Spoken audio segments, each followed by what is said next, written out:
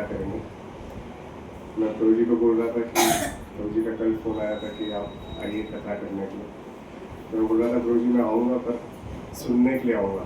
काफ़ी दिन हो गए अरविंदाक्ष को सुने हुए।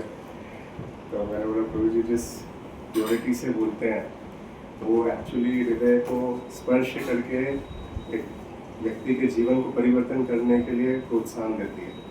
मैं बोला कथा तो होती रहती है, कथा सुनते रहते हैं, पर आपके मुख से सुन के परिवर्तन होता है जीवन में, तो वो ज़्यादा जरूरी है। तो प्रभु जी माने नहीं और मेरे खुद के शुद्धिकरण के लिए ये सेवा अवसर प्रदान किए। तो जगन्नाथ जी की लीला कथा के बारे में श्रवण करेंगे। जैसे अभी जगन्नाथ रथ यात्रा आ रही है 16 तारीख को, और जगन्नाथ तो जैसा हम देखते हैं अभी कुछ दिन पहले काफ़ी भारी वर्षा हुई थी सूरत में और भी आदि जगह पर। तो आजकल एआई का ज़माना है, सब कुछ एआई की तरफ बढ़ रहा है और लोगों को बड़ी चिंता है क्या होगा आगे। पर हम देख रहे हैं कि इतना एआई के आगमन के बाद भी प्रकृति और भगवान जो है वो अपना जब रूप दिखाते हैं तो बताते हैं कितना भी आप लोग एडवांसमेंट कर लो, पर भगवान जो है वही सृष्टि करता है, वही कंट्रोलर रहने वाला है। इतना एडवांसमेंट हो गया टेक्नोलॉजी में, उसके बावजूद भी आभास भी नहीं हो पाया था कि ऐसी कोई वर्षा भी हो सकती है। जो बॉम्बे की म्यूनसिपल कमिश्नर थी अश्विनी विजय, उनका एक पॉडकास्ट में सुन रहा था, वो बता रही थी कितना मैन पावर प्लानिंग लगता है एक डिज़ाइन करने के लिए पूरी सिटी के लेआउट को। और उन्होंने बोला हमारा प्रकृति के सामने हमारा पूरा एडमिनिस्ट्रेशन फेल हो जाता है। लास्ट में उन्होंने एडमिट किया कि we cannot prepare for nature's outcome जो आने वाला है, हम लोग असक्षम है इतना एडवांसमेंट होने के बाद। तो भगवान हर रूप में हर स्थिति में हमको बार बार याद दिलाते हैं कि हु इज़ द कंट्रोलर। और कितना भी हम एडवांसमेंट कर ले उससे कुछ भी नहीं होने वाला। मैं कुछ दिन पहले एक प्लानिटोरियम में गया था, वहाँ पर एक वॉयेजर करके वो पूरी मूवी बता रहे थे, शॉर्ट मूवी, जिसमें साइंस ने कितना टेक्नोलॉजिकली एडवांसमेंट किया है, नासा कहाँ से कहाँ पहुँच गया है। तो बता रहे थे वॉयेजर 1 जो है नासा ने लॉन्च किया, 2 लॉन्च किया, और वो अलग अलग प्लैनेट्स के पास जाकर उनमें कैसी लाइफ, वहाँ पर क्या एनवायरनमेंट है वो बता रहे थे। और नासा ने अपनी जो वॉयेजर के ऊपर प्लेट रखी हुई है, सोने की प्लेट है, उस पर लिखा हुआ है नासा अमेरिका की है। और ये सोच से कि सदियों काल तक वो स्पेस में ही रहने वाला है, वो कभी वापस अर्थ पे नहीं आएगा। और उनको ये उम्मीद है कभी कोई प्राप्त करेगा उसको तो देखेगा कि अमेरिका का नाम है वहाँ पर। ये सोच है उनकी कि कभी कोई वहाँ तक जाना चाह रहे हैं, पर उनको ये नहीं कहाँ जाना है इसके बारे में कोई ज्ञान ही नहीं है। जैसे प्रभुपाद एक बार झांसी में थे और प्रभुपाद प्रवचन दे रहे थे कि अन्य बहुत सारे लोग होते हैं, और प्रभुपाद अन्य लोगों के बारे में बता रहे थे। तो एक व्यक्ति ने प्रश्न पूछा, प्रभुपाद क्या मैं ये अलग लोगों पे जा सकता हूँ क्या? तो प्रभुपाद ने बोला हाँ जा सकते हो। तो बोला ठीक है फिर वापस आ सकता हूँ क्या? तो प्रभुपाद ने बोला वापस आने की क्या ज़रूरत है? तो इतना सब हम लोग जाने की कोशिश कर रहे हैं, पर हमको यही नहीं मालूम कहाँ जाना है। जैसे प्रभुपाद जो है जब फ्लोरिडा की यूनिवर्सिटी में गए थे, और उस समय की सबसे आधुनिक यूनिवर्सिटी बनी थी, और वो यूनिवर्सिटी बनी थी बॉडी की एनाटॉमी के ऊपर, कि बॉडी के अलग अलग पार्ट्स कैसे फंक्शन करते हैं, कहाँ कहाँ बॉडी के पार्ट्स हैं। तो उस समय की सबसे आधुनिक यूनिवर्सिटी थी, अलग अलग विभाग थे हर बॉडी के हर अंग के बारे में बताने के लिए। तो प्रभुपाद जब बाहर निकले यूनिवर्सिटी से, तो प्रभुपाद ने प्रश्न पूछा, बोला कि आपके वहाँ ऐसा कोई विभाग नहीं है जो बताता हो कि मृत शरीर और जीवित शरीर में क्या अंतर है? तो बोला जो सबसे महत्वपूर्ण शिक्षा है वो तो दी ही नहीं जा रही है। उसके बाद हम शरीर के बारे में हम पूरे कितने सारे प्लैनेट से हम सब कुछ बात कर रहे हैं, जो एक्चुअल नॉलेज है कि एक व्यक्ति को मनुष्य देह प्राप्त हुआ है, वो वापस कहाँ जाएगा जब उसकी मृत्यु होगी, उसके बारे में तो कोई चर्चा ही नहीं कर रहा है। वो ज्ञान तो वो रह ही जा रहा है, बाकी सब ज्ञान हासिल किया जा रहा है। तो जगन्नाथ जी की हम कथा प्रारंभ करेंगे। तो हम अलग अलग विषयों के बारे में सुन सकते हैं, पर सबसे महत्वपूर्ण विषय है भगवान की लीला कथा के बारे में सुनना, जिससे हमारे जीवन का परिवर्तन हो। तो जगन्नाथ जी जो है वो साक्षात भगवान है। जैसे कितनी बार व्यक्तियों को विग्रहों पे संदेह होता है, तो विग्रह जो है वो इतने भगवान एक कृपा प्रदान करने के लिए, भक्त को कृपा प्रदान करने के लिए विग्रह के रूप में आते हैं, भक्तों के साथ आदान प्रदान करने के लिए। अभी कुछ दिन पहले मैं मेलकोटे में था, और मेलकोटे में ऐसे अलग अलग विग्रहों की आप देखेंगे अलग अलग कहानियाँ हैं, बहुत हिस्टोरिकल। अगर आप देखेंगे क्या क्या लीलाएं हुई हैं, विग्रह किस तरीके से आदान प्रदान करते हैं, तो आप स्तंभ रह जाएंगे। मेलकोटे में अगर आप लोग कभी गए हैं तो वहाँ चेलवन नारायण के भगवान है। बताते हैं कि सबसे पृथ्वी मंडल में सबसे ओल्डेस्ट अगर कोई भगवान के विग्रह हैं तो मेलकोटे के चेलवन नारायण है। तो चेलवन नारायण विग्रह इतने सुंदर विग्रह हैं भगवान के। तो ऐसा बताते हैं कि एक बार बलराम जी जो हैं, वो बलराम जी जब तीर्थ यात्रा में गए थे तो वो मेलकोटे स्थान पर आए थे, और मेलकोटे में जब उन्होंने चेलवन नारायण भगवान के जब दर्शन किए तो उनको ऐसा लगा कि उनके वहाँ भी एक विग्रह हैं भगवान के, कृष्णा के, जो एग्जैक्ट सेम दिखते हैं, एग्जैक्ट सेम फीचर्स। तो विग्रह कैसे प्राप्त हुए थे? तो ओरिजिनली अगर आप लोग मेलकोटे गए तो एक रामप्रिया विग्रह है, रामप्रिया भगवान के छोटे उत्सव मूर्ति, जो चेलवन नारायण की उत्सव मूर्ति है वो रामप्रिया है। तो ओरिजिनली ये विग्रह जो है वो भगवान राम स्वयं वर्शिप करते थे, और भगवान राम से वो विग्रह लव और कुश के पास आया, और कुश की जो पुत्री थी उसका विवाह जो है जब यादव कुल में हुआ, तो दहेज में जो है कुश ने ये रामप्रिया के विग्रह भी दहेज में दे दिए। तो भगवान रामचंद्र के वंश से ये विग्रह कृष्ण वंश में आ गए, और यादव कुल में जब ये विग्रह आए तो उनकी सेवा पूजा द्वारका में होने लगी। तो बलराम जी भी सेवा पूजा करते थे रामप्रिय विग्रहों के, तो उन्होंने देखा एग्जैक्ट सेम है, और अगर आप देखेंगे दर्शन करेंगे तो एग्जैक्ट सेम है, एकदम सेम रामप्रिया के विग्रह और चेलवन नारायण के विग्रह। तो उनने वापस गए द्वारका, उन्होंने कृष्णा को बोला, कृष्णा जो हमारे पास रामप्रिया के विग्रह है ना, एग्जैक्ट सेम विग्रह मेलकोटे में है। तो कृष्णा ने बोला मैं मान ही नहीं सकता ऐसा हो सकता है, वो तो बहुत ही प्राचीन विग्रह है। बोला नहीं एग्जैक्ट है, चलो एक काम करते हैं, हम रामप्रिया के विग्रह को लेकर चलते हैं साथ में, और हम मैच करेंगे कि सेम है कि नहीं। तो कृष्णा जो है वो रामप्रिया के विग्रह लेकर मेलकोटे आते हैं, और वो मैच करते, बोलते हैं हाँ अरे एग्जैक्ट सेम है। तो बोलते हैं फिर उनको यहीं रहने दो, वो यहीं उनके उत्सव विग्रह बन के रहेंगे। तब से वो जो है रामप्रिया के विग्रह उत्सव विग्रह बन के रहे। फिर क्या हुआ कि मुसलमानों ने अटैक किया, तो जब मेलकोटे पर अटैक किया तो सभी जो पंडा थे उनने चेलवन नारायण के विग्रह जो है वो धरती में उनने एक बार छुपा दिए। तो जब रामप्रिया के विग्रह छुपाने जा रहे थे तब अटैक हो गया, तो बचा नहीं पाया रामप्रिया के विग्रह। तो ये मुसलमान जो राजा था वो लेकर ये विग्रह अपने दिल्ली लेकर चला गया, ये छोटे विग्रह जो थे। तो जब रामानुजाचार्य आए थे मेलकोटे, जब उनके प्राणों को संकट आया था, तो 12 वर्ष रामानुजाचार्य मेलकोटे में छुपे थे। तो उन्होंने उस समय प्लानिंग की थी आगे कैसे श्री संप्रदाय का क्या फ्यूचर रहेगा। ये 12 वर्ष जब उनके जीवन में कठिनाई आई थी, तो मेलकोटे में बैठ के रामानुजाचार्य ने पूरी प्लानिंग बनाई थी ये 12 वर्षों में। तो तब उनने चेलवन नारायण के जो विग्रह प्राप्त हुए, तो उन्होंने बोला चेलवन नारायण के विग्रह प्राप्त हुए तो रामप्रिया के विग्रह भी कहीं ना कहीं होंगे। तो तभी भगवान जो है रामानुजाचार्य के स्वप्न में आए और उनको बोला मैं दिल्ली में हूँ। तो रामानुजाचार्य मेलकोटे से सीधा चल के दिल्ली गए, और दिल्ली के राजा के पास गए, और उन्होंने बोला कि आपके पास रामप्रिया के विग्रह हो गए। तो दिल्ली के राजा ने बोला मैंने तो बहुत विग्रह चोरी किए, हर जगह जहाँ अटैक करता था विग्रह प्राप्त होते थे तो उठा के मेरे गोडाउन में भर देता था। तो देख लो गोडाउन में जाओ, बहुत सारे विग्रह हैं, जो भी आपके रामप्रिया के विग्रह हैं उनको लेकर चले जाओ। तो रामानुजाचार्य जाते हैं, पूरे गोडाउन में इतने सारे विग्रह थे भगवान के, उनमें सर्च करते हैं पर रामप्रिया के विग्रह नहीं मिलते। तो राजा को आकर बोलते हैं आपने प्रॉमिस किया था मेरे को विग्रह दोगे, इधर तो नहीं है। तो वो बोलते है ही नहीं तो कहाँ से दोगे। तो तभी वो क्या देखते हैं, रामप्रिया के विग्रह जो खेल रहे होते हैं राजा की पुत्री के साथ। तो रामानुजाचार्य बोलते हैं वो विग्रह हैं जिनको मैं लेने आया हूँ। तो राजा बोलता है अरे ये विग्रह तो मैं नहीं दे सकता, क्योंकि ये विग्रह तो मेरी पुत्री को सबसे प्रिय है। तो बोलता है आपने प्रॉमिस किया है।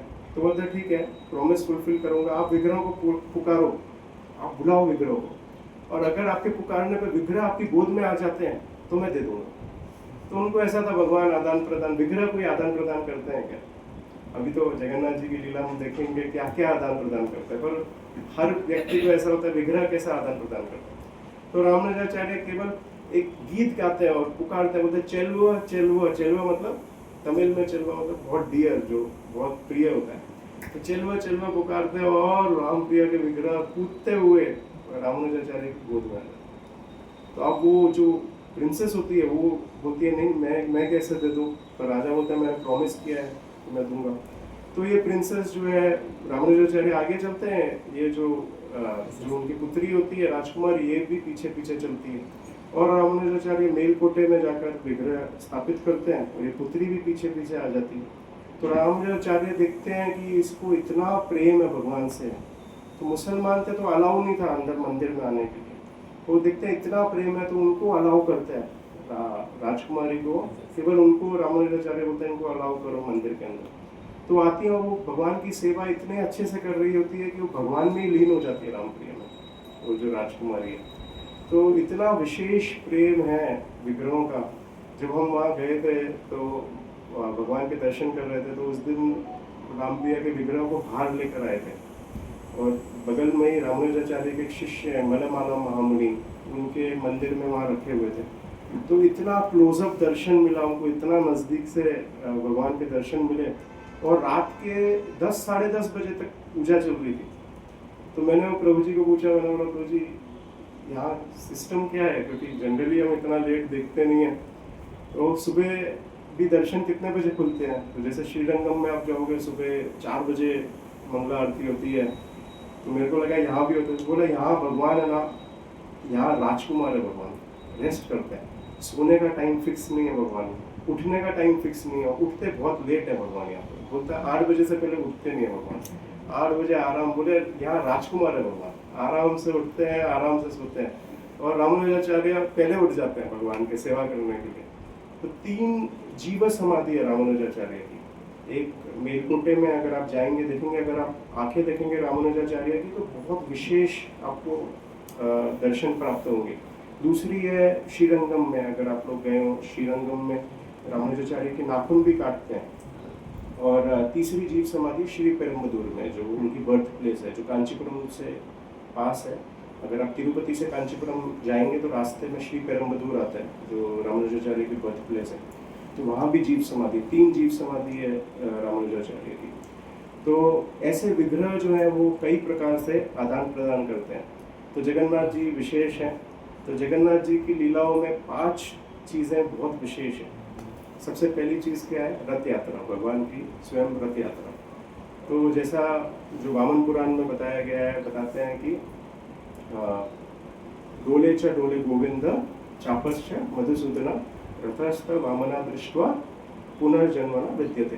वो बोलते हैं कि भगवान को डोल यात्रा, भगवान की जो डोल यात्रा होती है उसमें भगवान के दर्शन करना, और भगवान के नौका विहार में भगवान के दर्शन करना, और भगवान के रथ पे जब भगवान सवार होते हैं उन पे भगवान का दर्शन करना। ये 3 जगह, 3 स्थानों पे अगर आप भगवान के दर्शन करते हो तो पुनर्जन्म न विद्यते, आपका वापस कभी जन्म नहीं होगा इस भौतिक संसार में।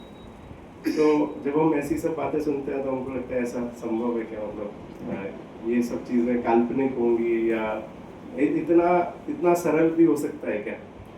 तो एक उद्यान आचार्य थे जगन्नाथ, मतलब वो भगवान के मतलब फिलोसोफर भक्त थे।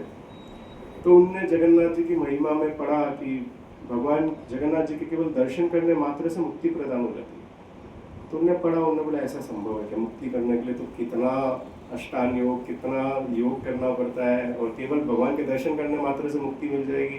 बोला ऐसा संभव ही नहीं है। तो वो जगन्नाथपुरी आए हुए थे, तो उन्होंने बोला कि चलो मैं भगवान के दर्शन करने जाता हूँ। तो करने गए तो देखा मंदिर के द्वार बंद है। तो बोला क्यों? तो बोला भगवान आज दर्शन ही नहीं दे रहे हैं। तो अगले दिन रुके, अगले दिन भी दर्शन नहीं दे रहे।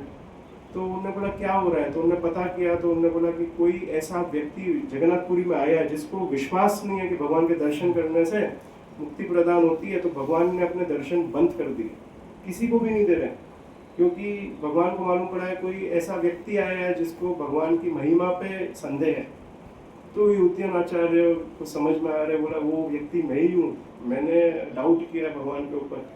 तो वो जाता है भगवान के द्वार के पास जाकर भगवान को प्रार्थना करता है, भगवान मुझसे बहुत बड़ी गलती हो गई, मैंने आपके महिमा को काल्पनिक समझा, तो मुझे प्लीज दर्शन दीजिए। तब भगवान अपने पट खोलते हैं और दर्शन देते हैं। तो ये भगवान ने अलग अलग जगह स्थापित किया है कि ये सब चीज़ें काल्पनिक नहीं है, या हम सोचते हैं रथ पे भगवान के दर्शन कर लिए तो पुनर्जन्म नहीं होगा, पर इतना सरल कर दिया भगवान ने, उस सरलता को भी हम स्वीकार नहीं करना चाहते। क्या मतलब इतना आसान कर दिया है।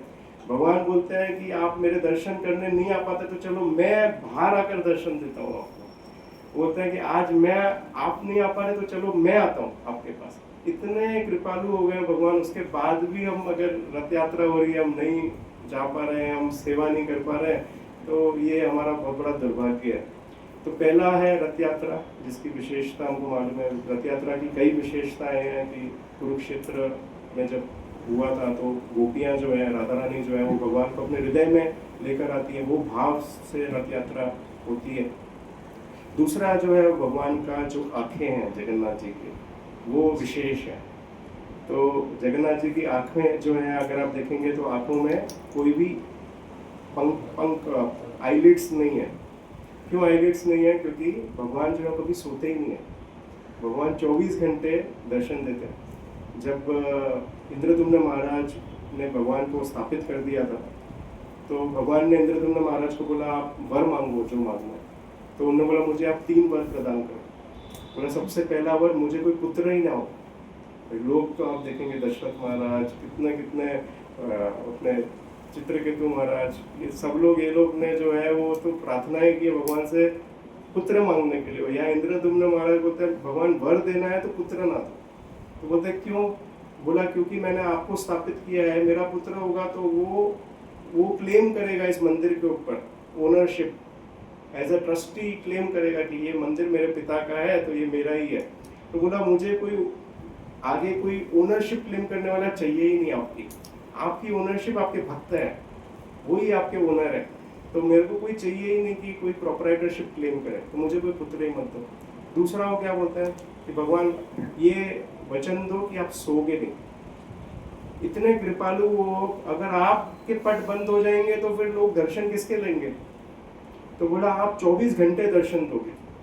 तो भगवान 22 घंटे दर्शन देते हैं जगन्नाथपुरी में। 2 घंटे पट बंद रहते हैं, पर उसमें भी देवलोक से लोग आकर दर्शन करते हैं भगवान के। देवलोक बोलो, जो देवता जो है स्वर्ग लोग, इस धरती में जो हेवनली प्लैनेट्स, नहीं इस धरती पे जगन्नाथपुरी में, जगन्नाथपुरी में हर रात को 2 घंटे दर्शन करते हैं। हाँ स्वयं सब वहाँ स्वर्ग द्वार बना है। अगर आप जगन्नाथपुरी जाएंगे आपने देखा है वहाँ स्वर्ग द्वार बना हुआ है बीच के पास। तो कथा इस प्रकार से हुई थी कि एक बार जो है वो एक व्यक्ति जो है वो रात को दर्शन करके लौट रहे थे, तो पंडे ने देखा कोई विशेष व्यक्ति है, तो उनके पीछे पीछे भागे। तो उनको बोला रुको रुको, तो रुके, बहुत लंबे थे। तो उनको पूछा तुम कौन हो? तो बोला मैं इंद्र हूँ। तो बोला इंद्र हो तो वर्षा करके दिखाओ। तो उन्होंने वर्षा करके दिखाई, तो समझ गए इंद्र हैं। तो वो जिस द्वार से आते जाते थे तो उन्होंने पूछा यहाँ से क्या हो रहा है? बोले इस द्वार से हम लोग आते हैं, इस द्वार से हम लोग जाते हैं देवलोक। तो उसने वहाँ पर जो है मार्किंग किया, वहाँ पर स्वर्ग द्वार बनाया। तो वहाँ उस द्वार से जो है देवलोग आते हैं भगवान के दर्शन करने हर रात्रि को। तो भगवान जो है वो 24 घंटे दर्शन देते रहते हैं। तीसरा उन्होंने बोला कि भगवान आप प्रसाद जो है पूरा टाइम आप इतना प्रसाद खाओगे कि जब आप अपने हाथ धोने जाओगे, वो हाथ धोने से पहले आपके हाथ सूखे नहीं, उससे पहले आपको दूसरा प्रसाद ग्रहण करना पड़ेगा। तो इंद्रदुम्न महाराज की तीनों जो वर थे भगवान ने तथास्तु बोला। तो आप देखेंगे जगन्नाथपुरी में भगवान पूरा टाइम खाते ही रहते हैं। वो प्रसाद जो है आनंद बाजार में आता है और वो बढ़ता रहता है, कंटिन्यूस चलता ही रहता है प्रोसेस। भगवान पूरा टाइम खाते ही रहते हैं। तो ये भगवान की विशेषता है। तो भगवान का तीसरा जो गुण है वो क्या है? प्रसाद। तो प्रसाद की महिमा इतनी है जगन्नाथ जी की कि आपने चैतन्य चरितमृत में पढ़ा होगा, सार्वभौम भट्टाचार्य के पास जब चैतन्य महाप्रभु आते हैं प्रसाद लेकर, और सार्वभौम भट्टाचार्य तो जो है वो पूरी पंचरात्रि का विधि पूरी फॉलो करते हैं, सब नियम फॉलो करते हैं। तो जैसे ही वो जगन्नाथ जी का प्रसाद लेकर आते हैं तो सार्वभौम भट्टाचार्य अपने मुंह में बिना ब्रश किए हो, तो सो के जस्ट उठे होते हैं, वो लेकर सीधा अपने मुंह में डाल देते हैं। तो चैतन्य महाप्रभु पूछता है, अरे आपने ऐसा कैसे कर दिया, बिना मंजन किए कुछ किए ऐसे? तो बोले हैं कि भगवान का प्रसाद सामने आए तो कोई विलंब करना नहीं चाहिए, तुरंत ग्रहण करना चाहिए। यहाँ तक कि अगर प्रसाद स्टेल भी हो गया है, मतलब पुराना हो गया, बासी हो गया है, उसमें कुछ मतलब खराब भी हो गया है, तो भी ग्रहण कर लेना चाहिए। भगवान के प्रसाद को कभी अस्वीकार नहीं करना चाहिए। ये सार्वभौम भट्टाचार्य ने बताया कि ये महिमा है जगन्नाथ प्रसाद की। तो आपको मालूम है कि कथा आती है, पुराणों में कथा आती है, नारद मुनि ने किस प्रकार से जगन्नाथ जी का प्रसाद की महिमा जगन्नाथपुरी में कैसे हुई थी। कि नारद मुनि एक बार जाते हैं वैकुंठ में और भगवान लेटे होते हैं, भगवान ने लक्ष्मी देवी को बोला होता है मेरा प्रसाद किसी को मत देना। तो नारद मुनि आते हैं, बोलते हैं, भगवान लक्ष्मी देवी को बोलते हैं प्रसाद दो, महाप्रसाद। तो बोलते हैं आज ही सुबह मना किया है। तो इत्तेफाक से ऐसा हुआ है, आज सुबह ही भगवान ने न्यू ऑर्डर पास किया है कि किसी को प्रसाद नहीं मिलेगा और आज ही आप आए हो मांगने के लिए। तो नारद मुनि बोलते हैं कि नहीं भगवान को बोलो नारद मांग रहा है, नारद मांग रहा है। तो भगवान के पास वापिस लक्ष्मी देवी जाती, बोलते नारद मांग रहा है। तो भगवान ने बोला ठीक है, मैं जब देख नहीं रहा हूँ तब दे देना। तो भगवान जब करवट लेते हैं तब लक्ष्मी देवी महाप्रसाद दे देती है नारद मुनि को। तो वो खाते हैं प्रसाद, वो भाव में आ जाते हैं और वो नारायण नारायण उच्चारण करते हुए वो कैलाश पहुंच जाते हैं। तो शिव जी जो है पूछते हैं, अरे इतना आज कैसे भाव आ रहा है नारद मुनि? तो नारद मुनि बोलते हैं कि मुझे भगवान का महाप्रसाद मिला। बोला भगवान का महाप्रसाद मिला, मैं तुम्हारा भाई हूँ, मेरे लिए कुछ नहीं लेकर आए। तो बोलते अरे मैं तो भूल ही गया था, मैं इतना विशेष महाप्रसाद था पूरा मैंने ही ग्रहण कर लिया। तो बोलता है ठीक है, देखो कहीं तो कुछ रह गया होगा, कुछ नाखूनों में देखो कोई लग गया होगा। तो देखते हैं नाखून में थोड़ा सा था, वो दे देते हैं। शिव जी लेते हैं, वो तांडव करना शुरू कर देते हैं महाप्रसाद लेकर। तो सब लोग जाते हैं पार्वती देवी के पास, बोलते हैं अरे क्या हो गया, प्रलय का तो समय बहुत दूर है अभी। तो पार्वती देवी जाकर शिव जी को पूछते हैं क्या हुआ क्या हुआ। तो बोलते हैं कि महाप्रसाद महिमा बताते हैं, देखो नारद मुनि को प्राप्त हुआ, उनमें भाव आ गया, मैंने ग्रहण किया, मुझमें भी भाव आ गया। तो बोलते हैं तुम मेरे लिए? तो वो तो नाखून भी नहीं, कुछ नहीं था। तो बोलते हैं आपके लिए कुछ नहीं बचा। तो पार्वती देवी क्रोधित होकर समाधि में बैठ जाती है, और वो समाधि में बैठती है तो पूरे पृथ्वी पे पूरी अग्नि निकलने लगती है। तो भगवान को स्वयं आना पड़ता है पार्वती देवी को शांत करने के लिए। तो भगवान आते हैं, तो पार्वती देवी बोलती है कि महाप्रसाद दो। तो भगवान महाप्रसाद देते हैं। तो पार्वती देवी बोलती है मुझे अकेले को नहीं, जिस तरीके से मुझे तकलीफ हुई, जो मुझे महाप्रसाद नहीं मिला, इतने सारे पृथ्वी मंडल पे जितने भी जीव हैं वो सब मेरे बच्चे हैं। तो मैं नहीं चाहती वही पीड़ा से सब लोग गुजरे। तो सबको मिलना चाहिए आपका प्रसाद, कोई भेदभाव नहीं होना चाहिए, कोई रोक टोक नहीं होनी चाहिए, सबको आपका महाप्रसाद कृपा मिलनी चाहिए। तो भगवान बोलते हैं ठीक है, जब मैं जगन्नाथपुरी में आऊँगा तो बिना भेदभाव के, बिना रोक टोक के सबको प्रसाद दिया जाएगा। और वो प्रसाद में भगवान बोलते हैं कि सबसे पहले मुझे भोग लगने के बाद आप बिमला देवी के रूप में मेरे मंदिर में रहोगी। वो प्रसाद सबसे पहले आपको दिया जाएगा, फिर आनंद बाजार में बटेगा। तो अगर आप जगन्नाथ मंदिर जाएंगे, आप देखेंगे बाहर निकलते हैं हम लेफ्ट से, भगवान हमारे लेफ्ट से निकलते हैं, तो लेफ्ट में निकलते से ही बिमला देवी का मंदिर है। तो भगवान को भोग लगता है, फिर बिमला देवी को भोग लगता है, और फिर सब लोग करता है। और यही बिमला देवी से अगर हम आगे देखेंगे तो जब भक्ति सिद्धांत सरस्वती ठाकुर, भक्ति विनोद ठाकुर जब जगन्नाथपुरी में रह रहे थे, तो उनने जब प्रार्थना की थी जगन्नाथ जी से कि भगवान मुझे आपका रे ऑफ विष्णु, अगर आपका एक अंश जो है वो मुझे बेटे के रूप में प्रदान हो, तो उनको जो है उनका पुत्र प्राप्त हुआ भक्ति सिद्धांत सरस्वती ठाकुर, जिनको बिमल प्रसाद नाम दिया था भक्ति विनोद ठाकुर ने। बिमला का प्रसाद, किसका प्रसाद? पार्वती जी का नहीं, जगन्नाथ जी का, जो बिमला देवी द्वारा आ रहा है बिमल प्रसाद, वो है भक्ति सिद्धांत सरस्वती ठाकुर। जब रथ भक्ति विनोद ठाकुर के घर के आगे रुका था, तो वो अपने पुत्र को जाकर अर्पण कर देते हैं भक्ति सिद्धांत सरस्वती ठाकुर को जगन्नाथ जी के आगे। तो ये हमारे आचार्य जो श्रील प्रभुपाद के जो गुरु थे भक्ति सिद्धांत सरस्वती ठाकुर, वो भी प्रसाद हैं जगन्नाथ जी के, जो हमारे जीवन में आए।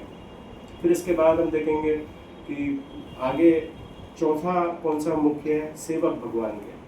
तो भगवान के सेवक जो है, अगर आप देखेंगे भगवान जैसे प्रसाद में कोई भेदभाव नहीं करते, सबको प्रसाद देते हैं, वैसे ही सेवा लेने में भी भगवान कोई भेदभाव नहीं करते कि ये जाति के कुल से सेवा लेंगे, इनसे नहीं लेंगे।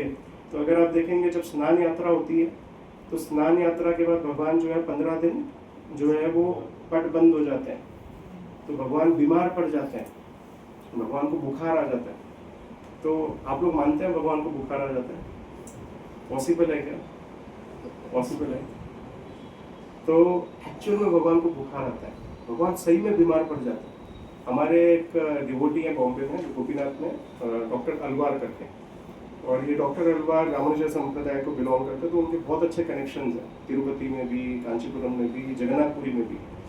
तो एक बार महाराज की यात्रा थी जगन्नाथपुरी में, महाराज बिरला गेस्ट हाउस में रुके हुए थे। तो ये डॉक्टर अलवार जो है वो इसी समय जो है स्नान यात्रा के बाद जब भगवान के दर्शन बंद हो जाते हैं, भगवान बीमार पड़ जाते हैं, तो उनको विश्वास नहीं था ऐसा भी होता है क्या, ये सब उन्होंने बोला सब ऐसे ही लिखा है खाली 15 दिन दर्शन बंद करने के लिए। तो गए, वो डॉक्टर थे, तो उन्होंने बोला आपके भगवान बीमार है क्या? बोला हाँ बीमार है। तो बोला मैं डॉक्टर हूँ, देखता हूँ बीमार है कि नहीं। तो डॉक्टर अलवार अंदर गए तो उनने भगवान को थर्मोमीटर लगाया, एक्चुअल में वो थर्मोमीटर लगा, उन्होंने देखा अरे टेम्परेचर 104-105 है भगवान का। बोला ये कैसे संभव है? उन्होंने छुआ, जैसे ही स्पर्श किया इतना करंट लगा उनको, इतना गर्म थे भगवान। तो महाराज के पास दौड़ते हुए आते हैं, बोले महाराज you don't know I touch Jagannath and he is full hot, बोला बर्निंग हॉट है। तो महाराज ने उनका हाथ लिया, बस ऐसे अपने सर पे रखा और नीचे किया। तो भगवान एक्चुअल में भगवान बीमार पड़ जाते हैं, और भगवान को क्योर करने के लिए बहुत सारी औषधियाँ दी जाती है 15 दिन में। जो भगवान 56 भोग खाते हैं ना, वही 15 दिन में खाली जूसेस और ये नीम के काढ़े और ये सब पीते हैं। आप देखेंगे अगर उनका डाइट जो है आनंद बाजार में जो बढ़ता है इस समय 15 दिन अगर आप जाएंगे तो वो सब मेडिसिन बढ़ती है इस समय प्रसाद के रूप में, जो भगवान को ये 15 दिन में दी जाती है। वो 56 भोग नहीं दिया जाता। तो भगवान जो है वो एक्चुअल में बीमार पड़ते हैं। तो विग्रह जो है वो बहुत क्लोज होते हैं। जैसे एक बार हमको मालूम है कि जब मेल इसमें आपको मालूम है मंगलगिरी में भगवान नरसिंहदेव है। तो नरसिंहदेव मंगलगिरी में जब हमारी यात्रा गई थी एक बार, तो वहाँ पर आप जब जाएंगे तो वहाँ पर गुड़ पानी भगवान को ऑफर करते हैं नरसिंहदेव। तो वहाँ सिस्टम क्या है कि भगवान आधा स्वीकार करते हैं गुड़ पानी और आधा छोड़ देते हैं भक्तों के लिए। तो पी रहे थे तो अंदर पानी जाता है तो वापस नहीं आता है। तो हमारे गौरांग प्रभु जो है वो महाराज को पूछते, महाराज ये गुड़ पानी भगवान को पिला रहे, भगवान पी रहे हैं, पर पानी कहाँ जा रहा है? तो महाराज जो है गौरांग प्रभु को बोलते हैं भगवान पी रहे हैं पानी। तो गौरांग प्रभु बोलते हैं, वापस पूछते हैं, मतलब वो तो ठीक है भगवान पी रहे हैं, पर पानी जा कहाँ रहा है? तो वापस महाराज बोलते हैं पी रहे हैं, भगवान पी लेते हैं पानी को। तो वापस गौरांग प्रभु बोलते हैं वो सब ठीक है भगवान पी रहे हैं, पर पानी जा कहाँ रहा है? तो महाराज बोलते हैं अरे भगवान पी रहे हैं पानी को। फिर गोविंद प्रभु बोलते हैं तुमको समझ में नहीं आ रहा, महाराज बोल रहे हैं भगवान पानी पी रहे हैं, तुमको क्या लग रहा है भगवान पानी नहीं पी सकते हैं क्या? तो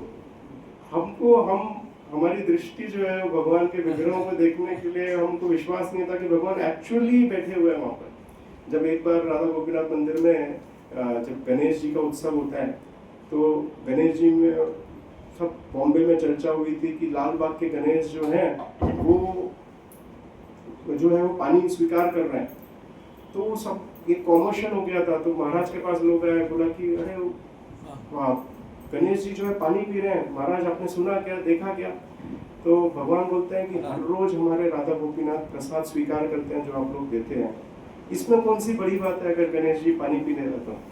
हर रोज बोलते हैं, हर रोज आप लोग जो प्रसाद ऑफर करते हो राधा गोपीनाथ को वो स्वीकार करते हैं, ऐसा तो नहीं है कि वो नहीं खाते हैं। तो इसमें कौन सी आश्चर्य की बात है कि गणेश जी पानी पी रहे हैं पार्टी में? हाँ। तो हम लोग विग्रह को जो है, विग्रह एक्चुअली साक्षात भगवान है, हम उसको नहीं रिलेट कर पाते, इसके लिए हम समझ नहीं पाते। पर जो आचार्य समझ पा रहे हैं, वो देख पा रहे हैं, वो आभास कर पा रहे थे, विग्रह एक्चुअल में आदान प्रदान करते हैं। ऐसे ही सेवक जो है भगवान के 15 दिन में, जो भगवान स्नान यात्रा में जब बीमार पड़ जाते हैं, तो सबसे निम्न कोटि के जो शबर जाति है, उन शबर जाति ही 15 दिन में भगवान की सेवा पूजा करती है। और भगवान को वही लोग औषधि खिलाते हैं और वही भगवान के सामने बैठ के खाते हैं और उसको कालिया कालिया बोलते हैं। तो ये भगवान एकदम निम्न लोगों से भी सेवा स्वीकार करते हैं और सबसे उच्च कोटि के ब्राह्मणों से भी भगवान सेवा स्वीकार करते हैं। जब रामानुजाचार्य जब जगन्नाथपुरी आए थे एक बार और वो रामानुजाचार्य ने देखा कि किस तरीके से वर्शिप हो रही है भगवान की, तो उनको लगा कि ये स्टैंडर्ड ऑफ वर्शिप बराबर नहीं है, कि शबर जाति के लोग वर्शिप कर रहे हैं और भगवान को जो है नया वस्त्र जो है बिना धोए सीधा ऑफर कर दिया जाता है। तो रामानुजाचार्य ने राजा के पास गए और उनको बोला कि ये जो आप लोग की जगन्नाथ जी की वर्शिप हो रही है ये पंचरात्रि का विधि के हिसाब से नहीं है, शास्त्रों के हिसाब से नहीं है, आप लोग को चेंजेस करने चाहिए। तो राजा ने बोला हाँ चेंजेस करते हैं, आप कल सुबह आइए और अनाउंसमेंट करिए, जैसा आप बोलेंगे वैसा फॉलो होगा। तो अगले दिन जो है सब सेवकों को बोला गया कि भाई रामानुजाचार्य नए रूल्स स्टैंडर्ड सेट करेंगे जगन्नाथ जी के लिए, वो आपको सबको फॉलो करना पड़ेगा और आपसे शबर जाति के लोग जो हैं वो वर्शिप नहीं कर पाएंगे। तो ये शबर जाति के लोगों ने जब सुना तो उन्होंने बोला अरे कालिया, तुम नाम के कालिया नहीं हो, तुम तो सही में कालिया हो, तुम दिल के काले हो। बोला जो तुम्हारी सेवा पूजा करते हैं ना तुम उनके साथ ऐसा ही व्यवहार करते हो। बोला गोपियों ने इतना तुम्हारे सेवा पूजा की, गोपियों ने क्या अंत में क्या दिया तुमने उनको, विरह दिया और तो कुछ दिया नहीं। सीता मैया ने सेवा की, उनको भी छोड़ दिया। हमने देखा जो भी तुम्हारी सेवा करता है उसको तुम त्याग देते हो। बोला हम भी तुम्हारी सेवा कर रहे थे, आखिर तुमने अपना रूप दिखाई दिया। बोला हमको भी आज तुमने त्याग दिया है। तो ऐसे कोस रहे थे भगवान को। तो अगले दिन जो है सुबह रामानुजाचार्य राजा सब वेट कर रहे थे कि रामानुजाचार्य आएंगे, सब अनाउंसमेंट करेंगे। देखा आए नहीं। राजा ने भेजा कि लेकर आओ रामानुजाचार्य को, तो पता चला है ही नहीं वो।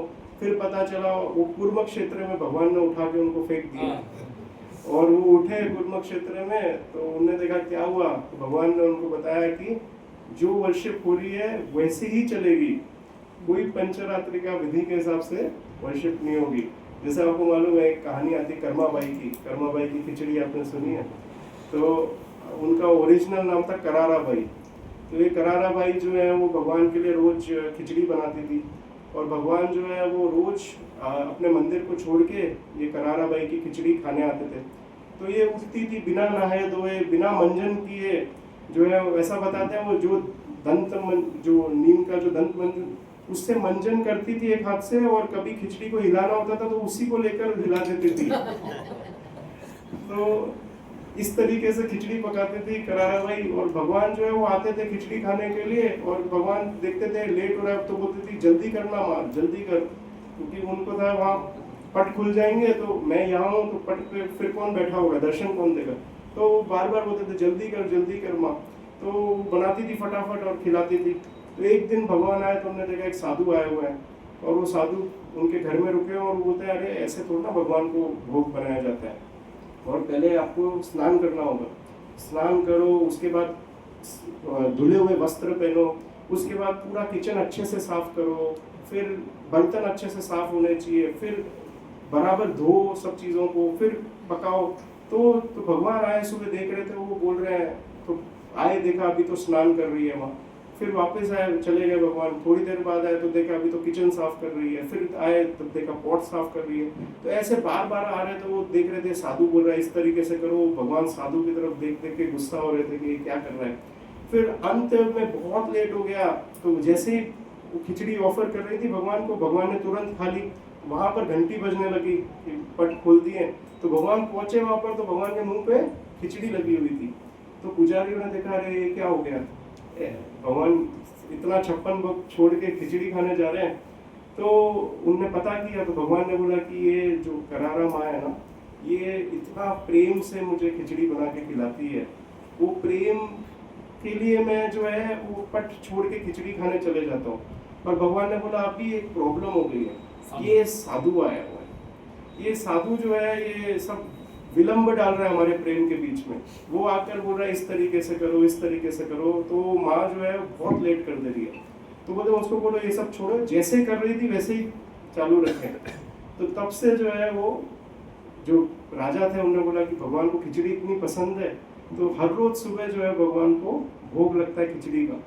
और उसको क्या बोलते हैं कर्माबाई की खिचड़ी। कर्माबाई कैसे नाम हुआ कि जल्दी कर्मा तो कर्मा कर्मा हो गया तो कर्माबाई बन गया नाम। तो आज भी अगर आप जगन्नाथपुरी जाएंगे तो रोज भगवान को कर्माबाई की खिचड़ी के नाम से भोग ऑफर होता है। ऐसे ही एक और भक्ति थी भगवान की लंडी माता, और ये जो है उनको ऐसा था कि भगवान रोज 56 भोग खाते हैं, तो इतना 56 भोग खाते होंगे तो भगवान का जो पेट है वो खराब हो जाता होगा। तो बोला उनको कोई काढ़ा या कोई जो कड़वा कुछ खाने को, तो एक रेसिपी बनाती है जिससे पेट ठीक हो जाए।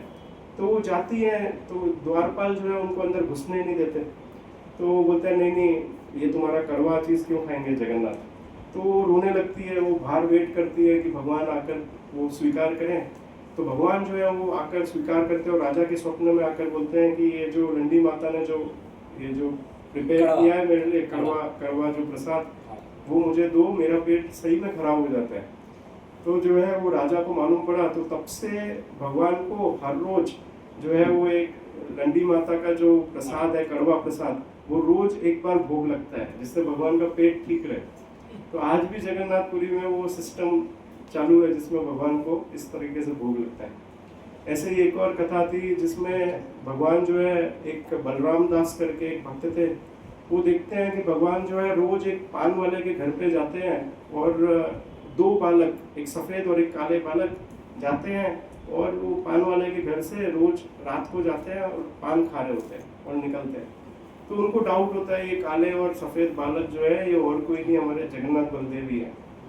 तो वो प्रभु दास जो पान बेचने वाला होता है उसके पास जाते होते हैं, ये मैं रोज देखता हूँ, रोज दो बच्चे आते हैं और तुम्हारे घर से पान खा के निकलते हैं, ये कौन है? बोला मुझे नहीं मालूम कौन है।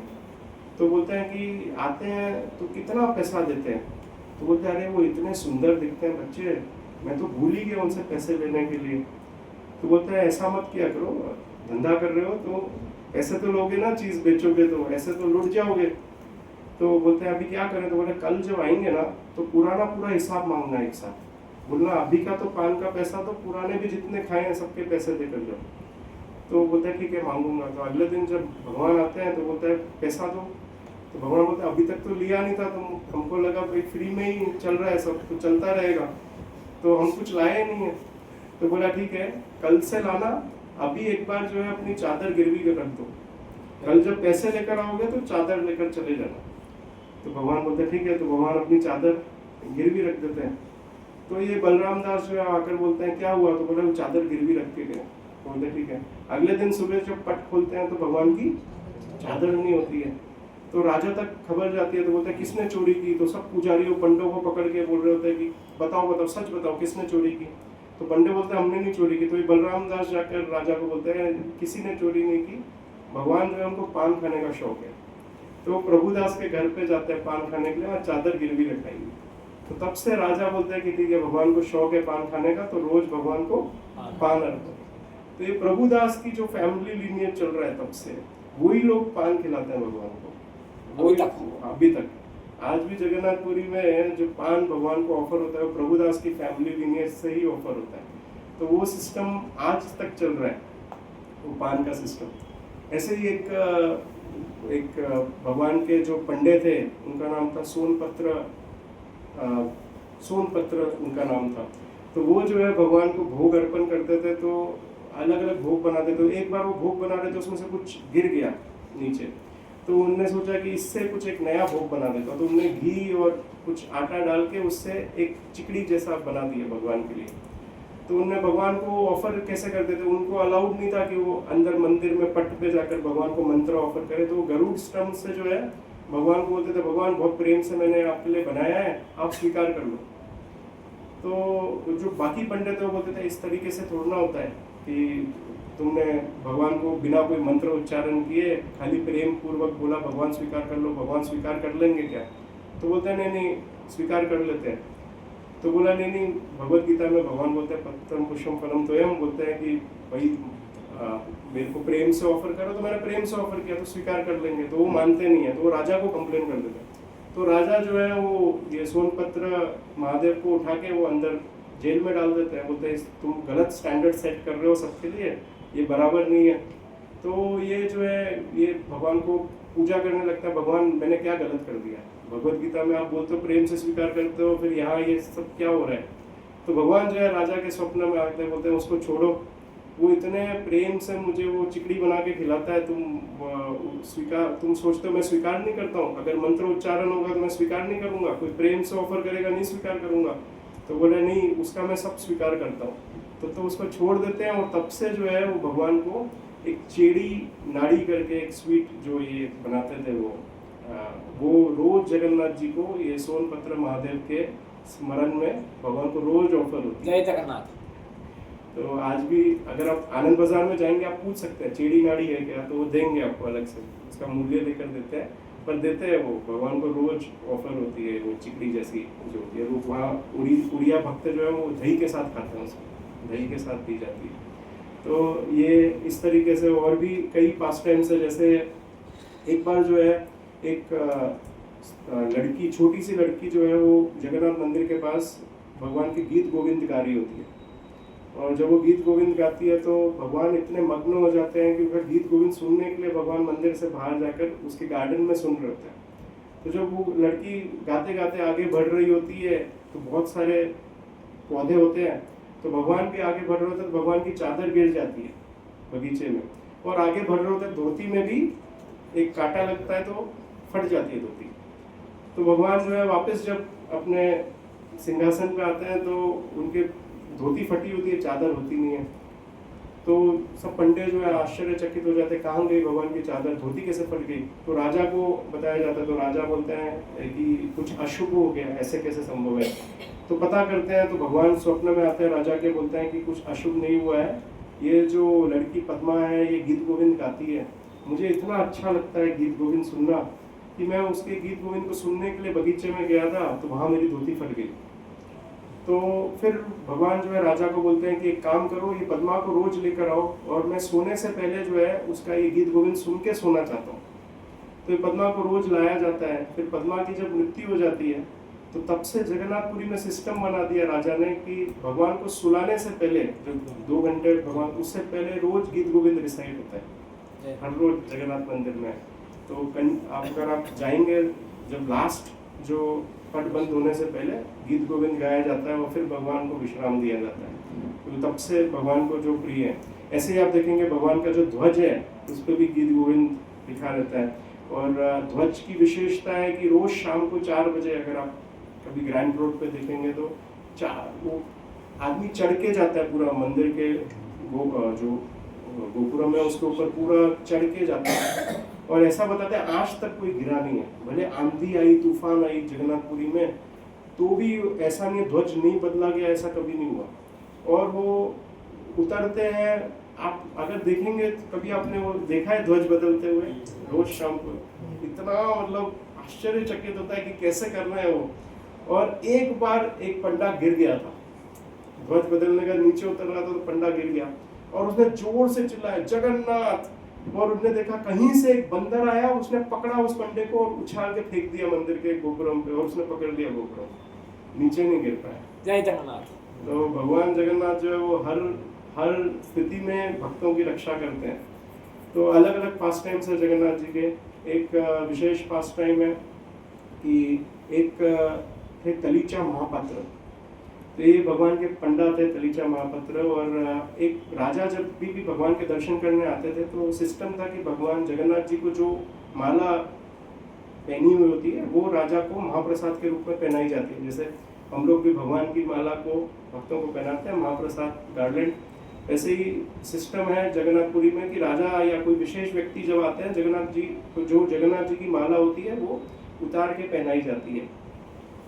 तो अब ये राजा जब आए तो अनअनाउंस्ड आए एकदम से, तो ये तलीचा महापात्र पंडाए थे जो भगवान की वर्शिप कर रहे थे। तो उस दिन उन्होंने देखा भगवान को गार्लैंड ऑफर करना ही रह गया था। तो उन्होंने बोला आप कैसे, भगवान राजा आ रहे हैं उनको क्या पहनाया जाएगा। तो उनने क्या देखा, उनने अपने गले में जो माला पहनी थी उनने वो उतार के भगवान को पहना दी। उनने बोला अब राजा आएंगे तो कुछ तो पहनाना पड़ेगा, तो चलो यही उतार के पहना देंगे, कुछ नहीं से कुछ सही। तो उनने पहना दी जगन्नाथ जी को। अब वो राजा आए तो जगन्नाथ जी से वो माला उतार के राजा को पहना दी। अब वो राजा जब पहन के माला चले गए तो जब वो अपने सिंहासन पर बैठे थे तो उन्होंने देखा सफेद फूलों की माला है और उस माला के अंदर एक लंबा बाल है। तो बोला अरे बाल, जगन्नाथ जी के तो बाल ही नहीं है, तो ये माला में बाल कैसे आ गए? तो राजा विचार करने लगे कि इसका मतलब है कोई पंडे ने गलत काम किया है, अपनी खुद की माला, क्योंकि पंडों के आपने देखा है लंबे लंबी शिखा होती है, बाल होते हैं, तो उन्होंने बोला ये कोई पंडे ने गलत कार्य किया है, अपनी माला जगन्नाथ जी को पहना दी है, ये तो बहुत घोर अपराध हो गया है। तो बोला पता करना पड़ेगा। तो राजा जो है वो वापस बोलते हैं कि कल मैं जगन्नाथपुरी आ रहा हूँ वापस, और बोलते हैं मैंने पाया है कि सफेद फूलों की माला में एक लंबा बाल है। तो पूछते हैं वो पंडे को कि क्या जगन्नाथ जी के बाल हैं? तो तलीचा महापात्र बोलता है हाँ है। तो वो ऐसे ही बोल देता है स्पॉन्टेनियसली हाँ है। तो राजा बोलते हैं ठीक है, कल सुबह आकर मैं देखता हूँ कि जगन्नाथ जी के बाल हैं कि नहीं है। तो ये तलीचा महापात्र सोचता है कैसे क्या होगा, जगन्नाथ जी के तो बाल है नहीं, अब बाल कहाँ से पैदा करूँगा। तो वो सोचता कल राजा आएंगे तो उससे पहले जो है मैं आत्महत्या कर लूँगा। तो वो विष की बोतल लेकर रखता है अपने पास और बोलता है भगवान मैं कल सुबह उठूंगा ही नहीं, राजा आएंगे मुझे वैसे ही मृत्यु दंड देंगे, उससे अच्छा मैं विष लेकर आत्महत्या करूँ। तो भगवान जो है उनके राजा के वो तलीचा महापात्र के स्वप्न में आते हैं, बोलते हैं कि तुमको क्या लगता है कि मैं गंजा हूँ? हाँ मेरे बाल नहीं है, राजा को आने तो मैं दिखाऊंगा मेरे बाल है, तुम विष मत लेना। तो अगले दिन जो है वो राजा आते हैं तो तलीजा महापात्र एकदम कॉन्फिडेंट होता है, वो लेकर जाते हैं। तो बोलते हैं कहाँ है? तो वो देखते हैं तो बाल हैं, इतने लंबे लंबे बाल हैं जगन्नाथ जी के। तो राजा सोचते हैं ये तलीचा महापात्र जो है इसने नकली बाल भगवान को चिपका दिए होंगे। तो राजा बोलते हैं बाल तो पहले तो कभी देखे नहीं, अभी आए हैं क्या? तो बोल रहे हैं हाँ अभी अभी आए हैं। तो वो जाते हैं और राजा जो है वो जोर से खींचते हैं बाल को, खींचते हैं तो बाल टूट के खून निकलने लगता है। तो राजा जो है वो सोचते हैं कि ये क्या हो गया, मेरे से तो बहुत अपराध हो गया। तो तब भगवान जो है वो राजा के स्वप्न में आकर बोलते हैं कि मैं गंजा नहीं हूँ, तुमको लगता है दिखता गंजा हूँ पर गंजा नहीं हूँ, मुझे मेरे भी बाल है, मेरे भी सब अंग हैं। तो तलीचा महापात्र सही है। जय जगन्नाथ। तब राजा को विश्वास होता है। तो भगवान जो है वो अलग अलग रूप से अलग अलग भक्तों के साथ आदान प्रदान करते हैं। एक अगर आपने देखा होगा कि जगन्नाथपुरी आप जाते हैं तो जो भक्त मंदिर के अंदर प्रवेश नहीं कर पाते हैं तो उनके लिए पतित पावन जगन्नाथ है। जब लायन गेट सिम्हा द्वार पे अगर आप देखेंगे तो राइट हैंड साइड पे इवन दूर भी अगर आप मंदिर के सिम्हा द्वार से बहुत दूर भी खड़े होंगे तो भी आपको पतित पावन जगन्नाथ के दर्शन प्राप्त होते हैं। तो एक राजा था जिनका नाम था रामचंद्र देव। तो ये रामचंद्र देव जो है वो भगवान के बहुत विशेष भक्त थे। और एक बार ऐसा हुआ कि एक मुस्लिम सूबेदार टाकी खान जो है वो अटैक करने वाला था जगन्नाथपुरी, और वो अटैक करके भगवान के विग्रहों को चुरा लेने वाला था और मंदिर को भी तहस नहस करने वाला था। तो ये टाकी खान ने क्या किया, पहले राजा से युद्ध किया और राजा को हरा दिया और राजा को उठा के बंदी बना लिया। तो उसने प्रस्ताव दिया राजा को कि देखो जगन्नाथ में भक्त जो है वो दर्शन करने आते हैं तो चढ़ावा चढ़ाते हैं। तो बोला मैं एक ही संजोग में जो है आपको छोड़ दूंगा, वो ये है कि आप मेरी पुत्री जो है उससे विवाह कर लो, तो आप मेरे दामाद बन जाओ, और जो भी चढ़ावा फिर आएगा भगवान को वो मुझे मिल ही जाएगा अपने आप। तो मैं भगवान के मंदिर और भगवान को कोई हानि नहीं पहुंचाऊंगा, पर ये प्रस्ताव स्वीकार कर लो। तो राजा बोलते हैं नहीं कुछ भी हो जाए मैं कैसे स्वीकार करूँ। तो उनकी बेटी जो है वो जाती है रामचंद्र देव के पास और उनको बोलती है कि आप मेरे पिता का प्रस्ताव स्वीकार कर लो, मेरी माता जो है वो हिंदू है, मैं भी हिंदू हूँ, हम लोग जगन्नाथ जी को ही मानते हैं, तो आप जो है विवाह करने के बाद भी आप जगन्नाथ जी की सेवा चालू रखना, पर ये करने की वजह से भगवान जो है वो बच जाएंगे, उनका मंदिर बच जाएगा। तो ये राजा ना चाहते हुए भी विवाह कर लेता है, ये जो ताकी खान की जो पुत्री है रिजिया से विवाह कर लेता है। विवाह करने के बाद जो है जगन्नाथ के जितने भी सेवक हैं उनको मालूम पड़ता है कि राजा जो है वो मुसलमान बन गया है, तो हर एकादशी को राजा के लिए दिया ऑफर होता है। आज भी अगर आप जगन्नाथपुरी जाएंगे आज जैसे एकादशी है आज दिया ऑफर होता है राजा की लंबी आयु के लिए। तो उनने वो दिया ऑफर करना बंद कर दिया, वो सिस्टम उनने बोला कि ये राजा के लिए नहीं करेंगे क्योंकि ये मुसलमान बन गए, और राजा मुसलमान बन गया तो राजा को भी एंट्री नहीं देंगे, अब मंदिर के अंदर उसको भी एंट्री नहीं हो सकती।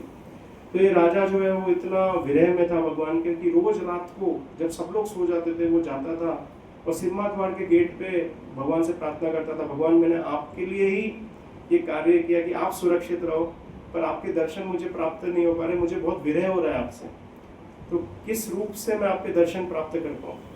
तो भगवान जो है वो अपने आप अपने रत्न वेदी से उठ के भगवान जो है वो रोज रात को सिम्हा द्वार में इसको रामचंद्र देव को दर्शन देने आते थे। तो सुबह जब पंडे लोग खुलते थे तो दिखते थे कि सिम्हा द्वार से पूरे फूल जो है भगवान के बिखरे हुए हैं रत्न वेदी तक, और वो देखते थे कि भगवान के भी वस्त्र सब बिखरे हुए हैं। तो भगवान जो है मेन प्रीस्ट के स्वप्न में आते हैं और वो बोलते हैं कि ये जो रामचंद्र देव है वो इतने शुद्ध भक्त मिले कि मैं ऐसे रहा नहीं जाता, वो रोज रात को आते हैं, मैं उनको दर्शन देने के लिए बाहर आता हूँ। तो बोले पर ऐसे कैसे चलेगा। तो भगवान बोलते ठीक है, मेरे एक विग्रह जो है वो सिम्हा द्वार पे आप लगाओ पतित पावन के रूप में, और जो लोग मेरे दर्शन करने अंदर नहीं अलाउड है उनको मैं दर्शन बाहर आकर दूंगा हर रोज, बिना कोई रोक टोक के, बिना पट बंद भी होंगे तो भी आप दर्शन कर सकते हो पतित पावन के। और बोला मेरे पतित पावन के दर्शन करना और अंदर मेरे दर्शन करना एक ही बराबर है।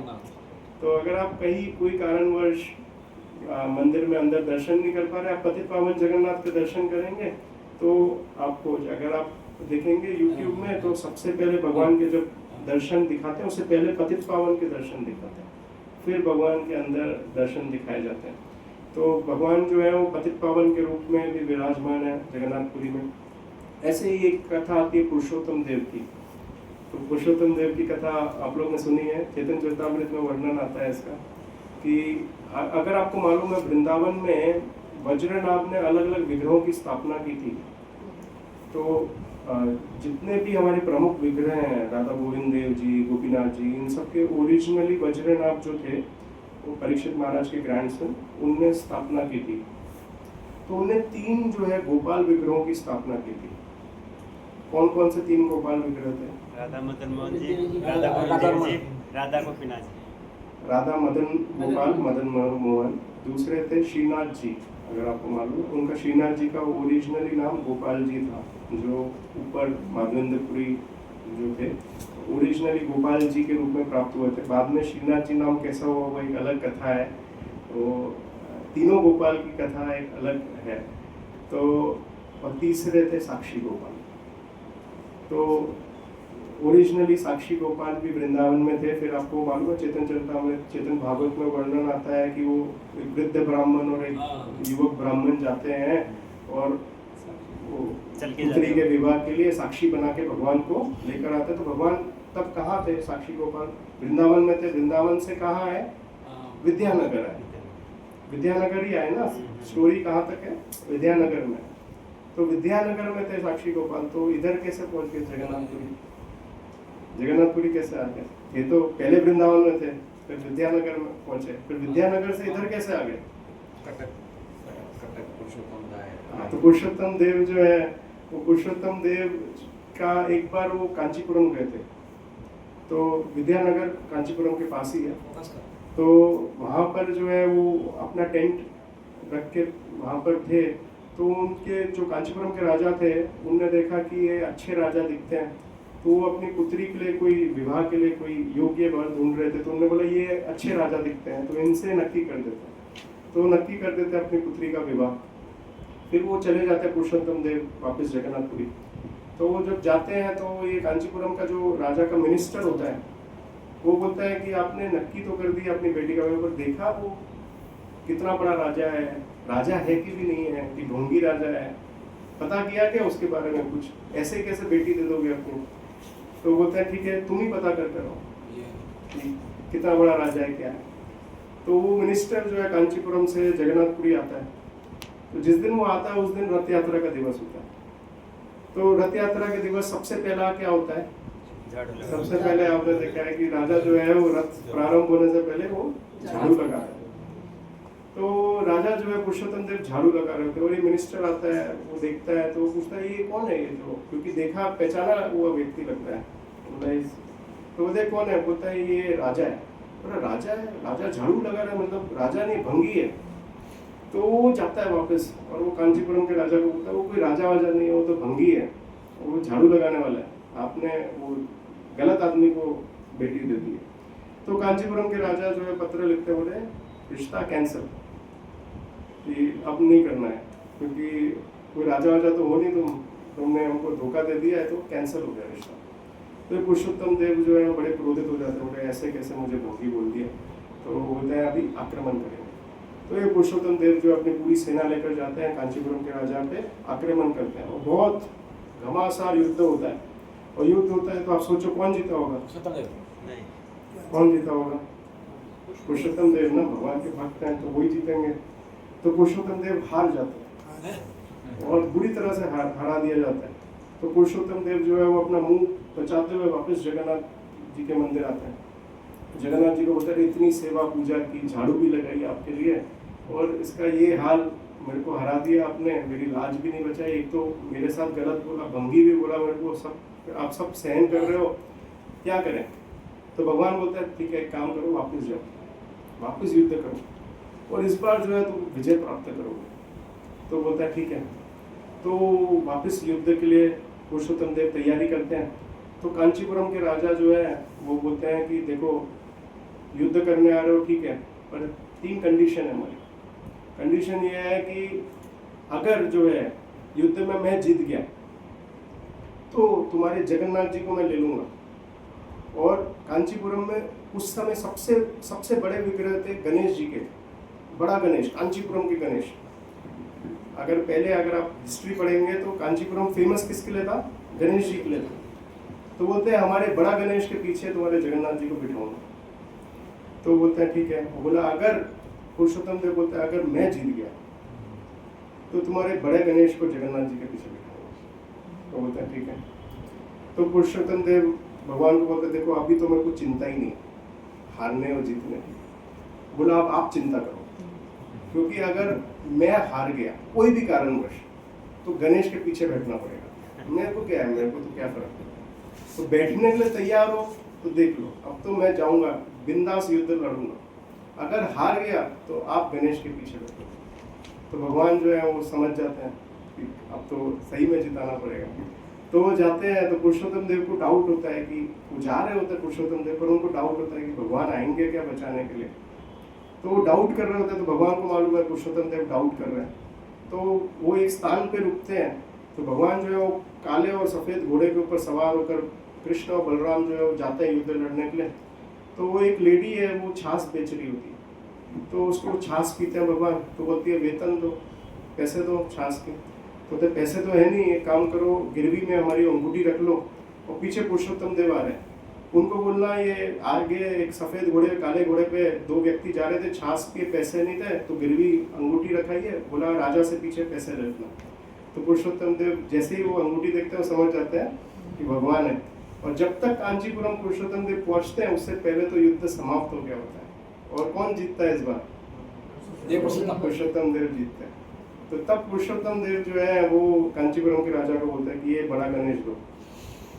और वो बड़े गणेश को लेकर आते हैं। और आप जगन्नाथपुरी जाएं तो जगन्नाथ जी के दर्शन करके जैसे लेफ्ट में विमला देवी है, एग्जैक्ट पीछे, एकदम एग्जैक्ट पीछे आप जाओगे, वहाँ लिखा है कांचीपुरम के बड़ा गणेश।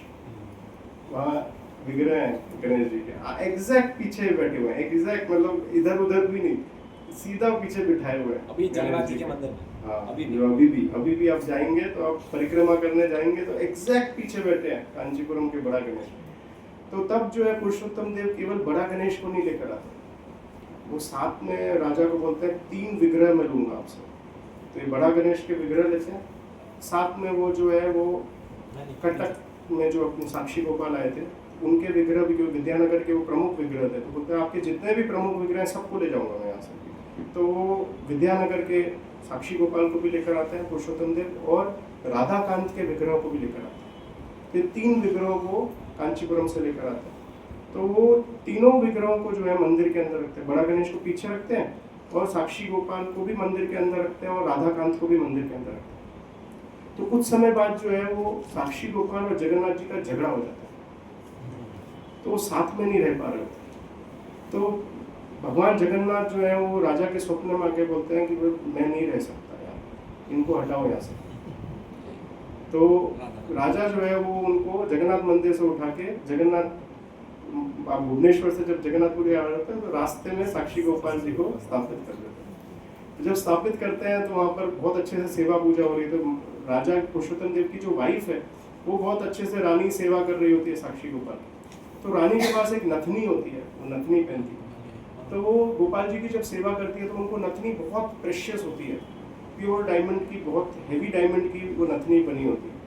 तो जब सेवा करती है सोचते भगवान को मैं क्या अर्पित करूं, कुछ अच्छा अर्पण करना चाहिए। तो बोलते हैं मेरे लिए सबसे प्रेशियस नथनी है, मैं चाहती हूँ भगवान को ये नथनी ऑफर करूं, पर भगवान की नाक में तो छेद ही नहीं है, तो कैसे ऑफर करूंगी।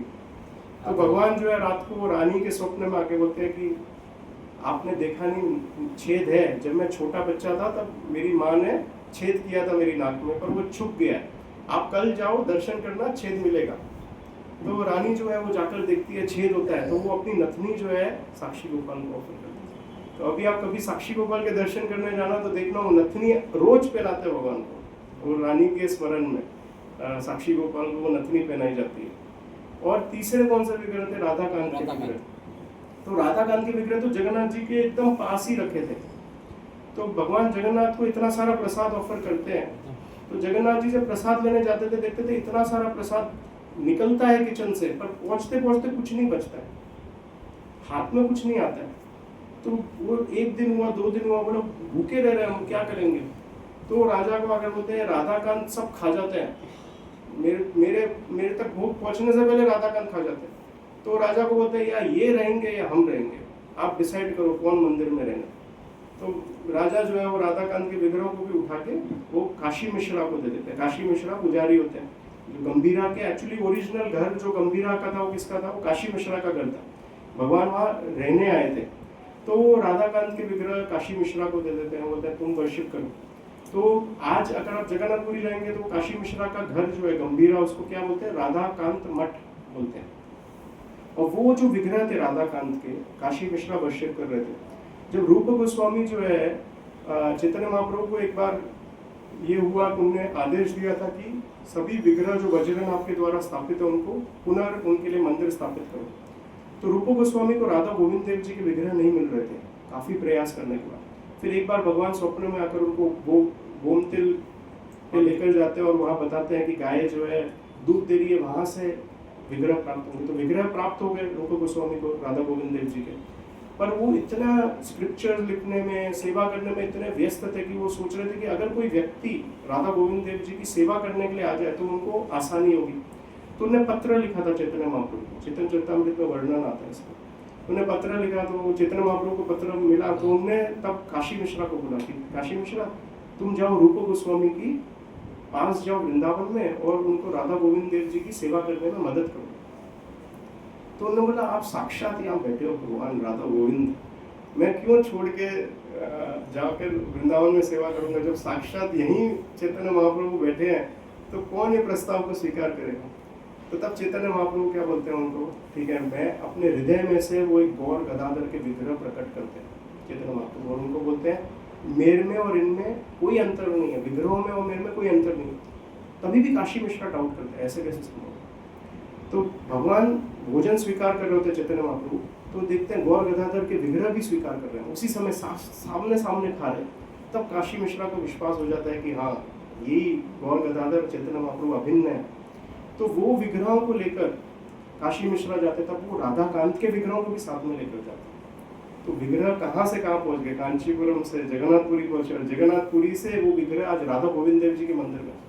तो अगर आप वृंदावन जाएंगे तो गौर गदाधर के विग्रह लेफ्ट में अगर आप देखेंगे, उसके बगल में राधा कांत के विग्रह, उसके बगल में राधा गोविंद देव जी हैं।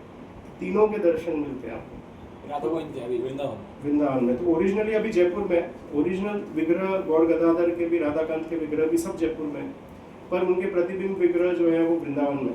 तो तीनों विग्रह जो राधा गोविंद देव जी में है वो काशी मिश्रा से आए हुए हैं, मतलब राधा गोविंद देव जी तो वृंदावन में ही प्राप्त हुए हैं, पर ये 3 विग्रह।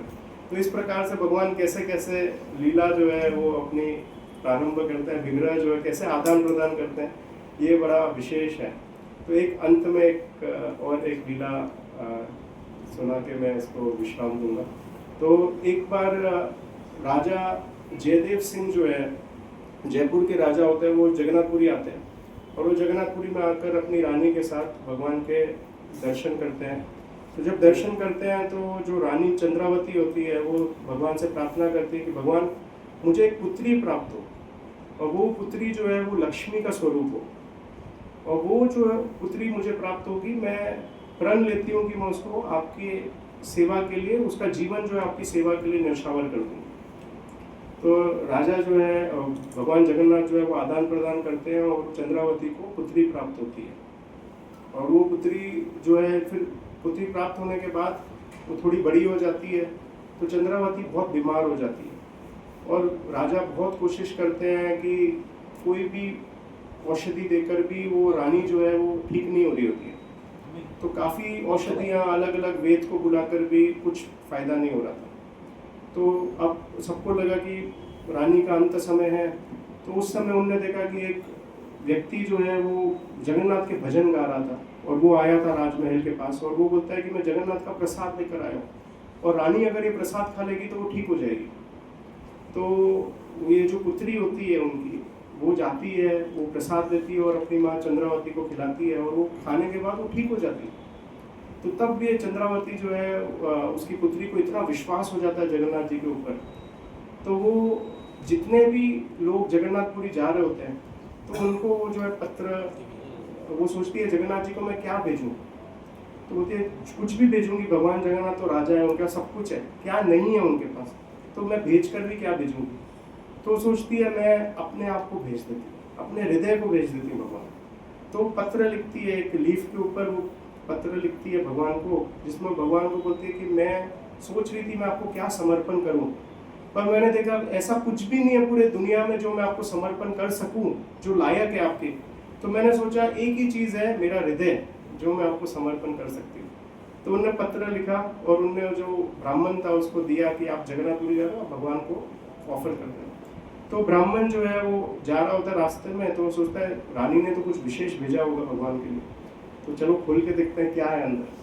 तो खोल के देखते हैं तो एक पत्ता था, उस पर कुछ लिखा हुआ था। तो बोला ये भी कोई जगन्नाथ जी के लायक है क्या, वो उठा के उसको फेंक देता है। तो जब वो जगन्नाथपुरी पहुंचता है, वो बाकी सब जो भेंट है भगवान को ऑफर करते हैं, तो भगवान उसको पूछते हैं कि वो पत्र कहाँ है जो रानी की लड़की ने भेजा था, वो कहाँ है। तो वो बोलता है वो तो मैंने उठा के फेंक दिया।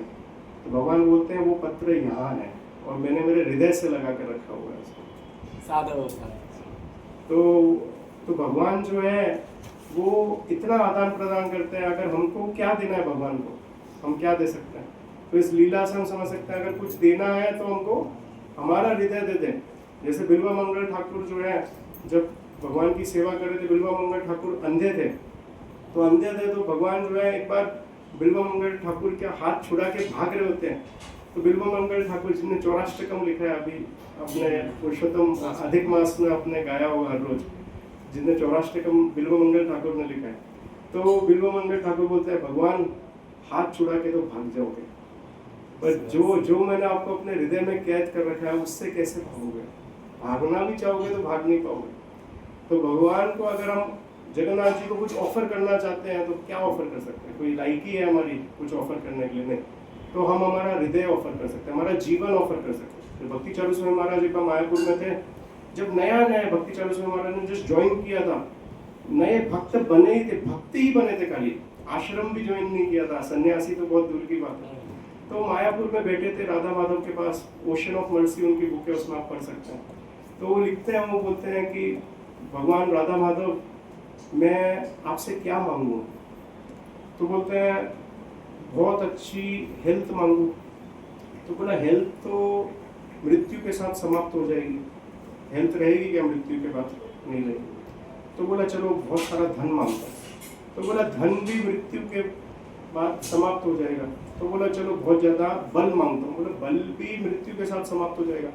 तो बोला चलो बहुत ज़्यादा यश मांगता हूँ। तो बोला यश भी मृत्यु के साथ समाप्त हो जाएगा। तो वो सोच रहे थे मैं ऐसा क्या मांगूं जो मृत्यु के साथ समाप्त ना हो। तो बोलते हैं मैं भगवान को ही मांग लेता हूँ, ये चीज़ जो भक्ति है भगवान की, केवल यही मृत्यु के बाद समाप्त नहीं होगी, बाकी सब कुछ समाप्त हो जाएगा। तो बोला अगर मांगना ही है तो ऐसा कुछ मांगो जो शाश्वत रहे, जो नश्वर ना हो। तो वो चीज़ क्या है? भगवान की भक्ति, भक्तों का संग, ये हरि नाम के प्रति रुचि, यही चीज़ है जो शाश्वत रहने वाली है। बाकी सब चीज़ आज है और मृत्यु के बाद नहीं रहेगी। तो ये जगन्नाथ जी का विशेष रथ यात्रा दिवस आ रहा है, तो हम भगवान से प्रार्थना कर सकते हैं कि हमारे जीवन में भी हम अपने आप को भगवान को अर्पण कर दें और अच्छे से भक्तों का संग करें और भक्ति करते हैं। हरे कृष्णा हरे कृष्णा कृष्णा कृष्णा हरे हरे, हरे राम राम राम। कोई प्रश्न? एक ऐसा सुना हुआ था कि जो 3 मुख्य विग्रह है वो उन्होंने वज्रनाभ में बनाए थे, ऐसा नहीं है? गोविंद देव जी, गोपीनाथ जी और मदन मोहन जी, 3। तो केवल 3 नहीं, उनके एक का सर, एक का चेस्ट और एक का पैर।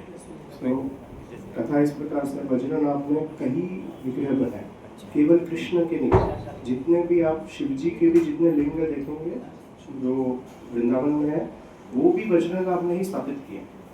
भूतेश्वर महादेव, कामेश्वर महादेव, चकलेश्वर महादेव, ये जितने भी महादेव के विग्रह भी हैं वो भी वज्रनाभ ने बनाए। गोपाल के विग्रह अलग बनाए। इनफैक्ट राधा रानी के जो लालजी विग्रह हैं वो भी वज्रनाभ ने बनाए, जो नारायण गोस्वामी को प्राप्त हुए। तो ये सभी विग्रह जो प्रमुख वृंदावन के जितने विग्रह हैं ये वज्रनाभ के द्वारा बनाए गए थे। और जब बन गए थे तो उत्तरा ने जो है वो बोला था, उत्तरा को बुलाया गया था और उत्तरा को पूछा गया था कि ये विग्रह, क्योंकि उत्तरा ही थी उस समय जिनने कृष्ण को देखा था, तो पूछा गया था कि ये विग्रह कैसे दिखता है। तो जब उत्तरा ने राधा मदन मोहन जी को देखा तो उन्होंने बोला इनके जो फीट हैं, जो इनके चरण हैं, वो एग्जैक्ट कृष्णा जैसे दिखते हैं।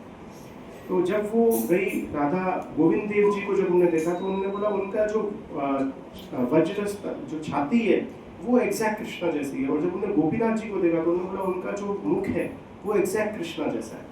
तो ये तब उत्तरा ने बोला था कि ये ऐसे कृष्ण दिखते, क्योंकि कृष्ण उत्तरा ने ही कृष्ण ने देखा हुआ था, तो उससे वो आता है। पर केवल 3 विग्रह वज्रनाभ ने नहीं स्थापित किया, वज्रनाभ ने बहुत सारे विग्रह पूरे ब्रजमंडल में स्थापित किए। तो कृष्ण के परपोत्र थे। हाँ, बोले इन तीनों के एक साथ दर्शन करने से फिर वापस भक्ति जगत में नहीं आना पड़ता। भौतिक जगत में तो भगवान के ये विग्रहों के भी आप दर्शन करोगे। ये राधा गोविंद जी जो आपने बोला कि चरण के मदन मोहन जी, करौली राधा गोविंद जी राधा छाती गोविंद में। छाती। तो वृंदावन में या जयपुर में? एक ही है, एक दोनों ही ही है। आपने बोला और जयपुर में ओरिजिनल है, ओरिजिनल जयपुर। तो ये कैसे? प्रतिबिंब विग्रह एक ही। हरे कृष्णा हरे कृष्णा कृष्णा कृष्णा हरे हरे, हरे राम।